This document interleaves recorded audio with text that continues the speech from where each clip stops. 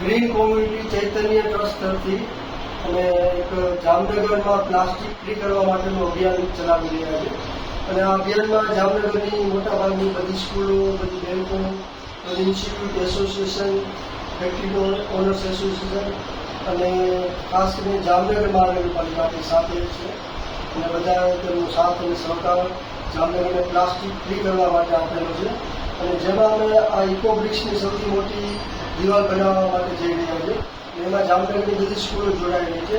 આજે શિશુ વિહાર હિન્દી સ્કૂલ ખાતે અમે ઉપસ્થિત છે અમારી ટીમ સાથે. અને તેમણે પણ આ સુંદર મજાના અભિયાનમાં પોતાનો સહકાર વ્યક્ત કરેલો છે. તો આપણી વચ્ચે માનનીય પ્રિન્સિપાલ શ્રી ધવલભાઈ જોશી ઉપસ્થિત છે. તેમને વિનંતી કરીશ કે તેઓ 2 મિનિટ આ મંચ સેવા કરશે. Please Dhavalbhai. Thank you sir.